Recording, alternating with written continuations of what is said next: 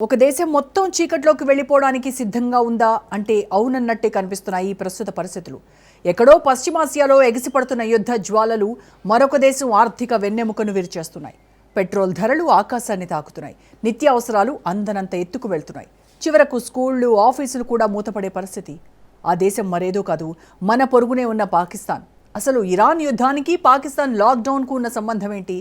1 litre petrol కోసం అక్కడ ప్రజలు ఎందుకు యుద్ధం చేయాల్సి వస్తోంది? ఈ సంక్షోభం వెనక ఉన్న భయంకరమైన నిజాలేంటి?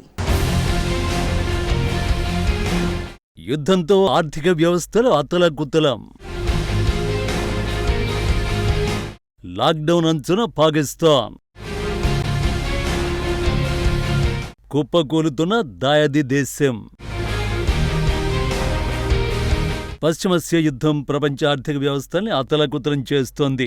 యుద్ధం అనగానే కేవలం బాంబులు, తుపాకులు, సైనికుల మరణాలే మనకు గుర్తొస్తాయి. కానీ ఆ యుద్ధం ఇచ్చే సెగలు వేల మైళ్ల దూరంలో ఉన్న దేశాల వంటగదుల్ని కూడా తాగుతాయని ప్రస్తుత పరిస్థితులు నిరూపిస్తున్నాయి. ఎక్కడో గల్ఫ్ దేశాల్లో దాడులు జరుగుతుంటే దాని ప్రభావంతో ప్రపంచవ్యాప్తంగా సామాన్యుడి బడ్జెట్ తలకిందులవుతోంది.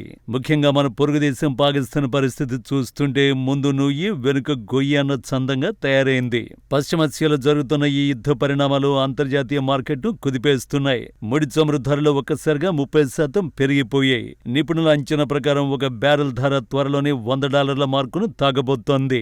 చమురు దిగుమతులపై ఆధారపడే దేశాలకి ఇది ఒక పెద్ద పిడుగులాంటి వార్త.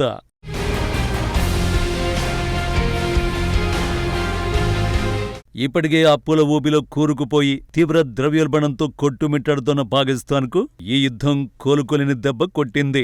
ఆకలి రుచి ఎరుగదు, నిద్ర సుఖమెరగదు అంటారు. కానీ ఇప్పుడు పాకిస్తాన్ ప్రజలకు ఆకలి తీర్చుకోవడమే ఓ పెద్ద యుద్ధంలా మారింది. అక్కడ పెట్రోల్, డీజిల్ ధరలు లీటర్కు ఏకంగా ₹55 చొప్పున పెరిగాయి.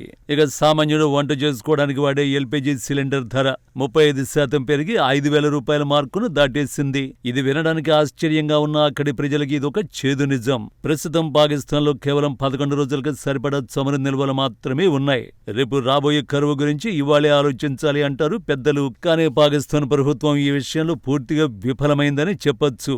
చమురు కొరత ఎంత తీవ్రంగా ఉంది అంటే దేశమంతా దాదాపు లాక్డౌన్ దిశగా వెళ్తోంది. విద్యా సంస్థలకు సెలవులు ప్రకటించారు. ఉద్యోగులకు పని దినాలు తగ్గించారు. చివరికి వర్క్ ఫ్రం హోం పద్ధతిని మళ్లీ అమల్లోకి తెచ్చారు. హార్ముజ్ జలసంధి గుండా చమురు రవాణా నిలిచిపోవడం, ఇరాన్ దాడుల వల్ల రిఫైనరీలు ధ్వంసం కావడం ఆ దేశ ఆర్థిక వెన్నెముకను విరిచేసింది. చెట్టు ముందే గెలిచినా కాయ ముందే పండినా రుచి ఉండదు అన్నట్టు తప్పుడు నిర్ణయాలు, సరైన ప్రణాళిక లేకపోవడం వల్ల ఆ దేశం ఇప్పుడు మూల్యాన్ని చెల్లించుకుంటోంది. పాకిస్తాన్ ప్రధాని షహబాజ్ షరీఫ్ ప్రస్తుత పరిస్థితిని గమనించి కొన్ని కఠిన నిర్ణయాలు తీసుకున్నారు. ప్రభుత్వ, ప్రైవేట్ పాఠశాలను మూసేసి ఆన్లైన్ తరగతులు నిర్వహించాలని ఆదేశించారు. ప్రభుత్వ ఉద్యోగుల్లో 50% మందిని ఇంటి నుంచే పనిచేయమన్నారు. మంత్రుల జీతాల్లో కూడా 20% కోత విధించారు. ప్రైవేటు వాహనాల వినియోగంపై ఆంక్షలు పెట్టారు. ఇవన్నీ చూస్తుంటే చేతులు కాలిన తర్వాత ఆకులు పట్టుకోవడం లాగే అనిపిస్తుంది. ఒక దేశ ప్రధాని స్వయంగా ఇలాంటి ఆంక్షలు విధిస్తున్నారంటే పరిస్థితి ఎంత చేదాటిపోయిందో మనం అర్థం చేసుకోవచ్చు. అంతేకాకుండా ప్రభుత్వ ఉద్యోగుల వేతనాల్లో 30% కోత విధించారు. ప్రైవేటు వేడుకలు, ఫంక్షన్లపై కూడా ఆంక్షలు విధించారు. పెట్రోల్ మరియు విద్యుత్ వినియోగాన్ని తగ్గించడమే ఈ నిర్ణయాల వెనుక ఉన్న ముఖ్య ఉద్దేశ్యం. పాకిస్తాన్ ప్రస్తుతం IMF, America, Saudi Arabia, UAE ఇచ్చే అప్పుల మీదనే ఆధారపడి బతుకుతోంది. అప్పు తెచ్చి అప్పు కట్టడం అనే ధోరణితో ఆ దేశ ఆర్థిక వ్యవస్థ కుప్పకూలిపోయింది. ఒకప్పుడు అప్పు చేసి పప్పు కూడా అన్నట్టుగా విచ్చలవిడిగా ఖర్చు చేసిన పాలకుల పాపం ఇప్పుడు ప్రజలకు శాపంగా మారింది. దేశవ్యాప్తంగా రవాణా వ్యవస్థ స్తంభించిపోయింది. కూరగాయలు, నిత్యావసర వస్తువుల ధరలు ఆకాశాన్ని తాగుతున్నాయి.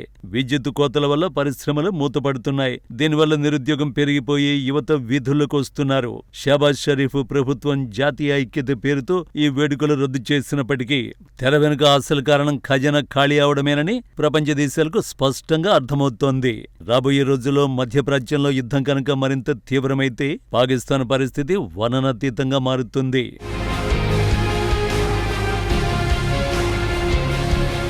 కాగా జనవరి 2026 నాటికి పాకిస్తాన్ మొత్తం అప్పు దాదాపు 79,322 బిలియన్ పాకిస్తానీ రూపాయలకు చేరుకుంది.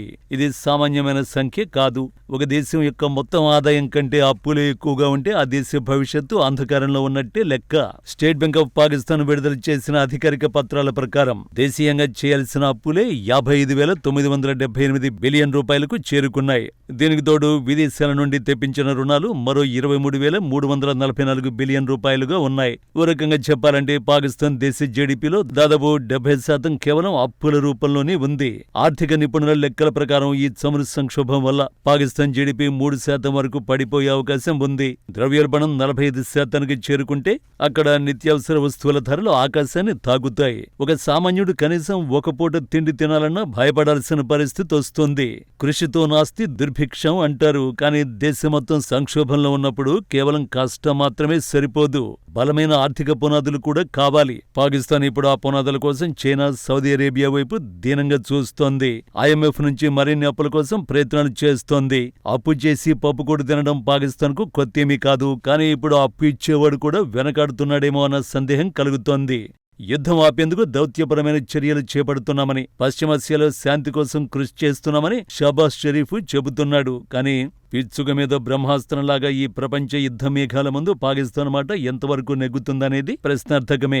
మధ్యవర్తిత్వం వహించడానికి ముందుకొస్తున్న సొంత ఇంటిని చక్కదిద్దుకోవడమే ఇప్పుడు ఆ దేశానికి పెద్ద సవాలుగా మారింది. నిజానికి యుద్ధం ఎక్కడ జరిగినా దాని ప్రభావం ఎక్కడో చోట సామాన్యుడి మీద పడుతూనే ఉంటుంది. పాకిస్తాన్ ఎదుర్కొంటున్న ఈ క్లిష్ట పరిస్థితి ప్రపంచ దేశాలన్నింటికీ ఓ గుణపాఠం. శక్తి వనరుల కోసం కేవలం దిగుమతులపైనే ఆధారపడడం ఎంత ప్రమాదకరమో ఈ సంఘటన తెలియజేస్తోంది. పాక్ చరిత్రలోనే ఇది అత్యంత గడ్డుకాలం. ప్రభుత్వం తీసుకుంటున్న తాత్కాలిక చర్యలు ఆ దేశాన్ని కాపాడుతాయా లేక మరింత అగాధంలోకి నెట్టేస్తాయా అనేది కాలమే నిర్ణయించాలి.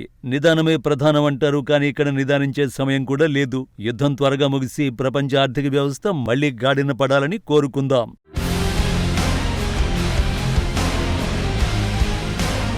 పాకిస్తాన్ ప్రస్తుతం తన చరిత్రలోనే అత్యంత క్లిష్టమైన ఆర్థిక సంక్షోభాన్ని ఎదుర్కొంటోంది. ఇప్పటికే ఆ దేశంలో రాజకీయ అస్థిరత నెలకొంది.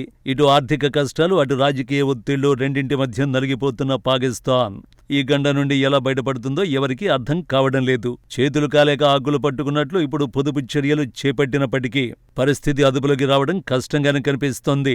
మొత్తంగా చూస్తే ఒక దేశం తన కాళ్ల మీద తాను నిలబడకుండా కేవలం అప్పుల మీద, ఇతర దేశాల దయాదాక్షిణ్యాల మీద ఆధారపడితే పరిస్థితి ఎంత దారుణంగా ఉంటుందో చెప్పడానికి పాకిస్తాన్ ఒక నిలువెత్తు సాక్ష్యం. ఇంధన భద్రత, ఆర్థిక స్థిరత్వం లేని దేశం ఎన్ని ఆయుధాలున్నా, ఎంత పెద్ద సైన్యం ఉన్నా ఏమీ చేయలేదని పాకిస్తాన్ ఉదంతం మనకు స్పష్టం చేస్తుంది. శాంతి ఉన్న చోటే ప్రగతి ఉంటుంది, అశాంతి ఉన్న చోటే అన్ని అస్తవ్యస్తమవుతాయి. పాకిస్తాన్ ఈ సంక్షోభం నుంచి బయటపడాలంటే కేవలం విదేశీ సాయం మాత్రమే సరిపోదు, సమూలమైన మార్పులు కావాలి. ఇరాన్ యుద్ధం ఈ సంక్షోభాన్ని మరింత తీవ్రతరం చేసింది. ప్రభుత్వం తీసుకుంటున్న కఠిన చర్యలు తాత్కాలిక ఉపశమనమైతే అందిస్తాయి, కానీ దీర్ఘకాలిక పరిష్కారం కాదు.